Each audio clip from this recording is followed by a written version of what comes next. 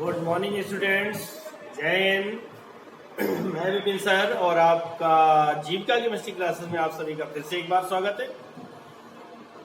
Hello students, कल के video में मैंने आपको उत्प्रेरक के वर्गीकरण को पढ़ाया था, उत्प्रेरक का क्लासिफिकेशन दिखाया था, वो भी क्रियाशीलता के आधार पर, जिसको मैंने बताया था कि उत्प्रेरक 4 प्रकार के होते हैं। आई बात समझे कि नहीं? तो धनात्मक उत्प्रेरक, ऋणात्मक उत्प्रेरक, स्व उत्प्रेरण और प्रेरित उत्प्रेरण, ये 4 प्रकार मैंने आपको पढ़ाए थे। आज हम उसके आगे पढ़ने जा रहे हैं पार्ट 5 में आज हम पढ़ने जा रहे हैं उत्प्रेरक के अभिलक्षण। कौन से गुण होते हैं, कौन सी क्रियाएं होती हैं, किस कारण उत्प्रेरक को हम अध्ययन करते हैं, तो ये उत्प्रेरक के अभिलक्षण होते हैं। ठीक है ना?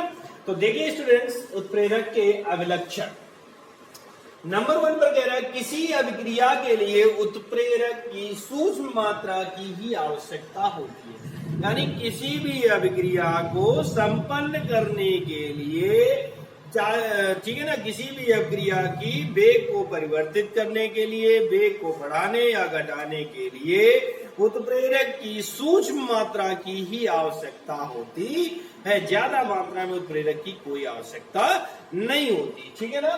तो नंबर 2 आता है उत्प्रेरक अपरिवर्तनशील होता है, अर्थात उत्प्रेरक अभिक्रिया के अंत तक स्वयं में कोई परिवर्तन नहीं करता, परंतु अभिक्रिया के वेग को परिवर्तित कर देता है। ये आपने डेफिनेशन में पढ़ा था ना, तो इसलिए उत्प्रेरक क्या हुआ?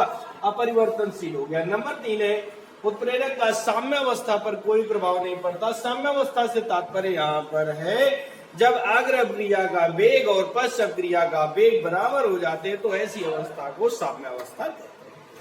उत्प्रेरक विशिष्ट होता है, अर्थात एक अभिक्रिया के लिए एक ही उत्प्रेरक काम करेगा, उसकी जगह पर कोई दूसरा उत्प्रेरक कार्य नहीं करेगा। नंबर 5 है उत्प्रेरक की सक्रियता उसके पृष्ठ क्षेत्रफल पर निर्भर करती है, अर्थात पृष्ठ क्षेत्रफल जितना ज्यादा होगा उत्प्रेरक की क्रियाशीलता उतनी ही ज्यादा होगी, पृष्ठ क्षेत्रफल जितना कम होगा उत्प्रेरक की क्रियाशीलता उतनी ही कम होगी। तो ये थे आपके उत्प्रेरक के अभिलक्षण। मेरे ख्याल से समझ में आ गया होगा सबको। ठीक है ना? नोट कर लीजिए, नोट्स बनाते चलिए ताकि आपको आगे इंटर क्लास की तैयारी में कोई प्रॉब्लम ना आए। चलिए आगे देखते हैं। चलिए स्टूडेंट्स आगे देखते हैं। अगली हेडिंग आपकी आती है उत्प्रेरक वर्धक। क्या होता है उत्प्रेरक वर्धक? वर्धक में देखिए क्या वर्धक, उत्प्रेरक वर्धक। देखिए कुछ चीजें समझ लेते हैं, क्लियर कर लेते हैं कि वर्धक क्या होता है ना भैया। यहाँ पर हेडिंग पड़ी उत्प्रेरक वर्धक, अर्थात उत्प्रेरक का काम होता है अभिक्रिया की क्रियाशीलता को बढ़ाना या घटाना। लेकिन यहाँ पर जो वर्धक होते हैं वो अभिक्रिया की क्रियाशीलता को घटाते या बढ़ाते नहीं है, उत्प्रेरक की क्रियाशीलता को बढ़ा देते हैं, तो उन्हें हम कहते हैं वर्धक। ठीक है ना? फॉर एग्जाम्पल मैं आपको देता हूँ कि जैसे आप याद करके नहीं आते, आपको लर्न करने को दिया आपके सर ने, आप याद करके नहीं आते हैं, सर ने 4 डंडे आपको लगा दिए। ठीक है ना? और आपकी याद करने की वेग जो है, क्रिया जो है वो बढ़ जाती है। ठीक इसी समय अगर आपके गार्जियंस आ जाते हैं, पिताजी आ जाते हैं और वो पूछते हैं कि क्यों पिटाई हो रही है, तो सर आपके बोल देंगे कि सर जो है ये बच्चे याद करके नहीं आते इसलिए ऐसा होता है ना?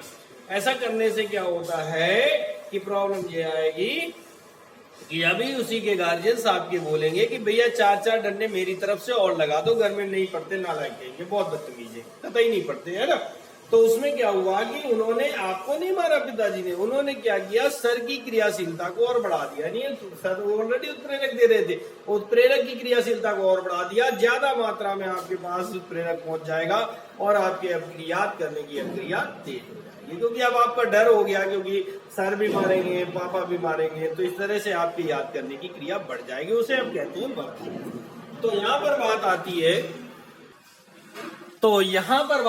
उत्प्रेरक वर्धक की। तो परिभाषा, इसकी डेफिनेशन बनती है कि वे पदार्थ जो उत्प्रेरक की क्रियाशीलता को बढ़ा देते हैं, वे पदार्थ जो उत्प्रेरक की क्रियाशीलता को बढ़ा देते हैं उत्प्रेरक वर्धक कहलाते हैं।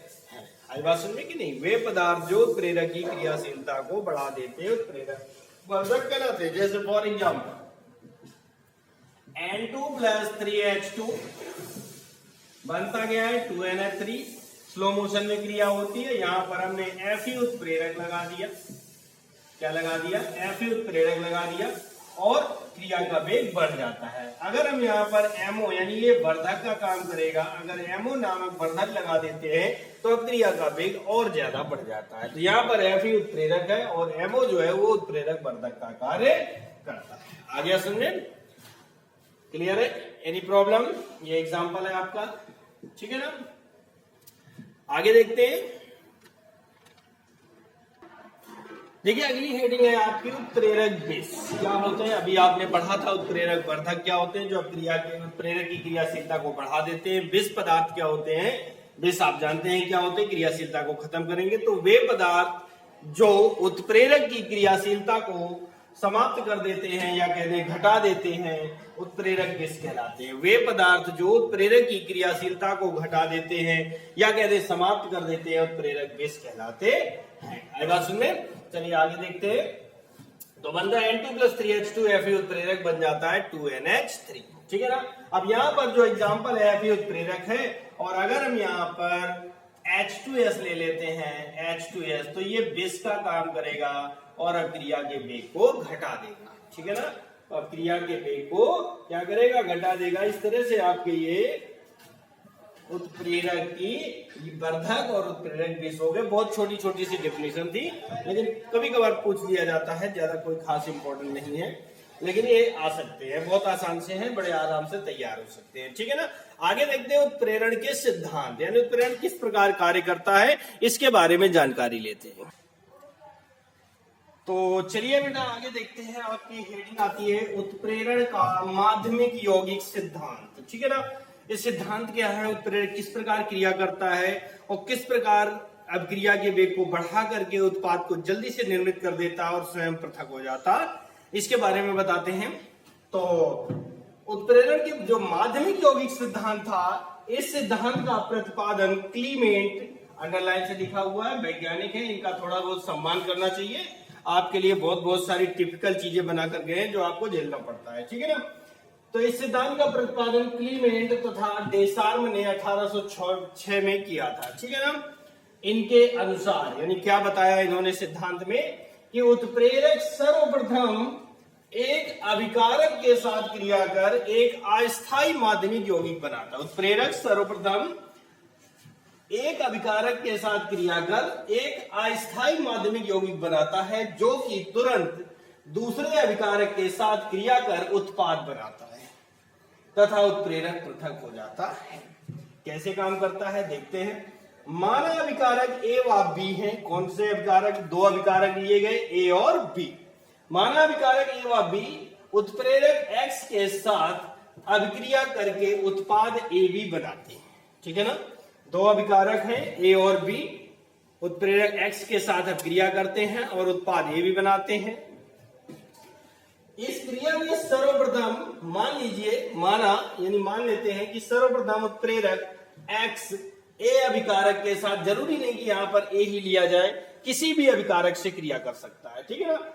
तो इस क्रिया में सर्वप्रथम उत्प्रेरक एक्स अभिकारक ए के साथ क्रिया करके माध्यमिक यौगिक ए एक्स अस्थायी बनाता है। यानी जो माध्यमिक यौगिक बना वो कैसा है, वो अस्थायी है, अर्थात ये हो जाएगा ए प्लस एक्स और बन जाएगा ए एक्स। ये आपका बना माध्यमिक यौगिक, जो कि अस्थायी होता है और ये बहुत ही जल्द क्रिया करके उत्पाद में परिवर्तित हो जाता है।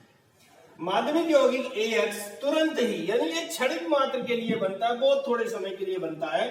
तो माध्यमिक यौगिक ए एक्स तुरंत ही अभिकारक बी के साथ अभिक्रिया करके उत्पाद ए बी बनाता है तथा उत्प्रेरक पृथक हो जाता है। यानी माध्यमिक यौगिक ए एक्स प्लस बी और हमारा उत्पाद बन गया ए बी प्लस एक्स, उत्प्रेरक हमारा पृथक। आई बात समझे।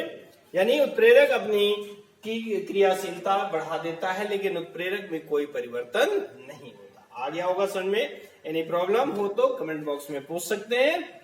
और भैया एक लाइक और एक शेयर तो जरूर बनता है, हम आपके लिए पसीना बहाते हैं, मेहनत करते हैं, तो आप भी एक फर्ज बनता है कि आप एक लाइक और एक शेयर कर सकते हैं, ठीक है ना।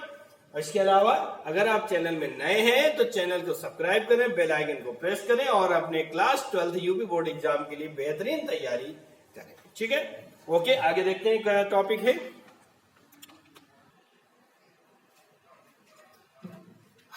चलिए आगे देखते हैं। एक आपका नए प्रकार का उत्प्रेरक आया है, एंजाइम उत्प्रेरण। अभी तक जो आप पढ़ रहे थे वो सब साधारण उत्प्रेरक थे और निर्जीव पदार्थ थे। अब जो आप एंजाइम उत्प्रेरण पढ़ने जा रहे हैं, ये एंजाइम उत्प्रेरण जीवधारियों में पाए जाते हैं और जीवधारियों की रासायनिक क्रियाओं को नियंत्रित एवं नियमित करते हैं। कैसे करते हैं वो देखते हैं। क्या है एंजाइम उत्प्रेरण? एंजाइम उत्प्रेरण, एंजाइम जटिल नाइट्रोजन युक्त, जटिल मतलब इनकी संरचना बहुत ही जटिल होती है, बहुत ही कठिन होती है, जटिल नाइट्रोजन युक्त, और इनमें नाइट्रोजन भी पाया जाता है, कार्बनिक पदार्थ होते हैं। वैसे ये मुख्य रूप से carbon, hydrogen, oxygen, nitrogen, phosphorus, कुछ मात्रा में अतिरिक्त पदार्थ भी पाए जाते हैं। तो एंजाइम जटिल नाइट्रोजन युक्त कार्बनिक पदार्थ है, अर्थात कार्बन से बने यौगिक होते हैं, जो पेड़ पौधों व जंतुओं की जीवित कोशिकाओं में, पेड़ पौधों व जंतुओं की जीवित कोशिकाओं में, यानी हम लोगों में और पेड़ पौधों की, जंतुओं की जीवित कोशिकाओं में पाए जाते हैं और जैव रासायनिक क्रियाओं में भाग लेते हैं। अर्थात ये निर्जीव पदार्थों में नहीं होते। जैसे लकड़ी की मेज होती है, वो भी पेड़ से बनी है, लेकिन वो मर चुकी है, सूख चुकी है, तो उसमें एंजाइम नहीं होंगे, लेकिन जब तक पेड़ हरा है तब तक एंजाइम पाए जाएंगे। ठीक है ना? तो कहते हैं जो जैव रासायनिक क्रियाओं में भाग लेते हैं। अब जैव रासायनिक क्रिया कैसे, जैसे अपनी बताता हूँ, यानी मनुष्य की बताता हूँ। श्वसन लेना, पाचन होना, ठीक है ना, उत्सर्जन होना, जनन होना, ये सब जैव रासायनिक क्रियाएं होती हैं। इन्हीं क्रियाओं का नियंत्रण एवं नियमन करते हैं एंजाइम उत्प्रेरण। इसलिए इन्हें जैव रासायनिक उत्प्रेरक भी कहा जाता है तथा यह घटना एंजाइम उत्प्रेरण कहलाती है। एक बार फिर से देखें कि एंजाइम जटिल नाइट्रोजन युक्त कार्बनिक पदार्थ है, एंजाइम जटिल नाइट्रोजन युक्त कार्बनिक पदार्थ है जो पेड़ पौधों व जंतुओं की जीवित कोशिकाओं में पाए जाते हैं, इसलिए इन्हें जैव रासायनिक उत्प्रेरक कहा जाता है और यह घटना एंजाइम उत्प्रेरण कहलाती है। अब जैसे दिखाते हैं, बताते हैं। यह हमारी लार में टाइलिन एंजाइम पाया जाता है जो भोजन का पाचन करता है। अगर हम आमाशय में जाते हैं तो पेप्सिन, रेनिन, लाइपेज एंजाइम होते हैं। आगे बढ़ते हैं ग्रैंडी और छोटी आंत में तो इमाइलोप्सिन, स्टीएप्सिन, ट्रिप्सिन, काइमोट्रिप्सिन, ये बहुत सारे एंजाइम पाए जाते हैं जो हमारी पाचन क्रिया को संपन्न कराते हैं। तो ये जैव रासायनिक क्रिया कर रहे हैं, अर्थात जीवधारी में क्रिया कर रहे हैं, इसलिए इन्हें जैव रासायनिक उत्प्रेरक कहा जाता है। इनके अभिलक्षण क्या है, क्या होते हैं? तो नंबर 1 पर ये जटिल रासायनिक पदार्थ हैं, अर्थात इनकी संरचना बहुत जटिल होती है।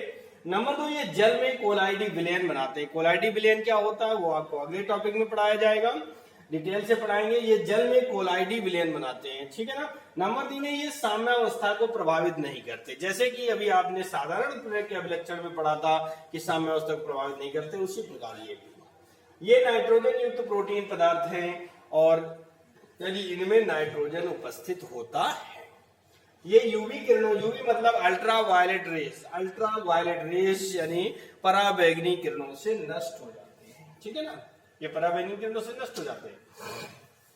अगली हेडिंग आती है आपके एंजाइम उत्प्रेरक व साधारण उत्प्रेरक में अंतर, ठीक है ना। एक तरफ एंजाइम उत्प्रेरक, दूसरी तरफ साधारण उत्प्रेरक। ये मैं आपको लिख कर नहीं दे रहा हूं, आप ध्यान से सुनिएगा और आप अपने आप इसको लिख लेंगे, ठीक है ना। तो चलते हैं भैया, एंजाइम उत्प्रेरक आप यहीं से शुरू कर दीजिए। ये जटिल रासायनिक पदार्थ हैं, यहां लिख देंगे नंबर 1, ये जटिल रासायनिक पदार्थ हैं और ये जटिल रासायनिक पदार्थ नहीं होते, ठीक है ना। ये जल में कोलाइडी विलयन बनाते हैं, कौन? एंजाइम, और ये कोलाइडी विलयन नहीं बनाते।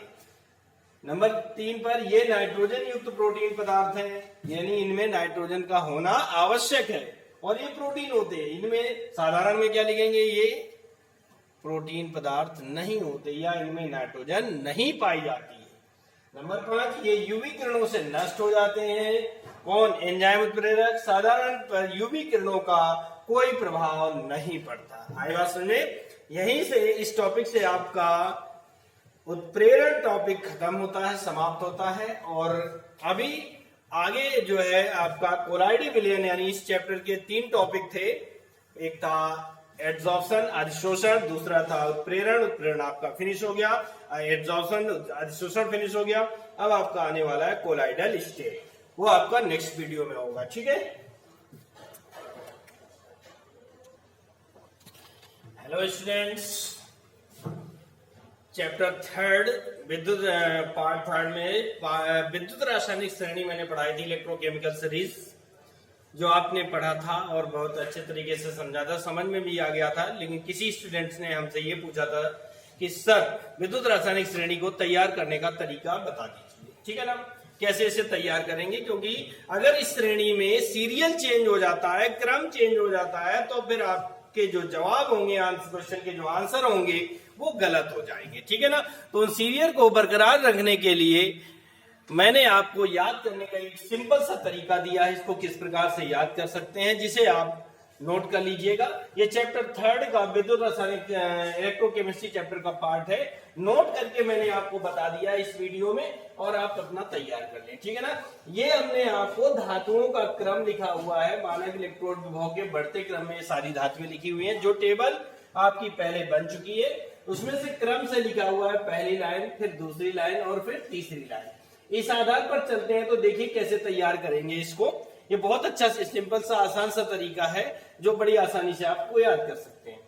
लिए केवल बेर, है ना, LI से लिए, के से केवल, BA से बेर बन जाए। लिए केवल बेर सरकार से ना मांगे अलादीन, यानी लिए केवल बेर सरकार से ना मांगे अलादीन।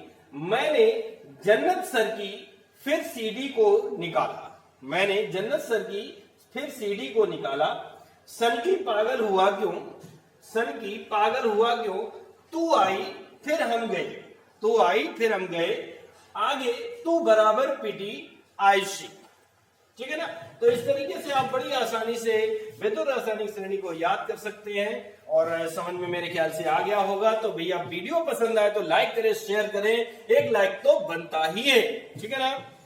आई बात समझ में। और केमिस्ट्री को वीडियो के अंत तक देखें भैया, पूरा समझ में आ जाएगा। वीडियो पसंद आए तो लाइक करें, शेयर करें, और अगर आप चैनल में नए हैं तो चैनल को सब्सक्राइब करें, बेल आइकन को प्रेस करें, जिससे आपके सारे वीडियोस के नोटिफिकेशन, और आपको केमिस्ट्री एक आसान तरीके से पढ़ाते हुए आपको बहुत कुछ मैं आपको बताऊंगा, ठीक है ना।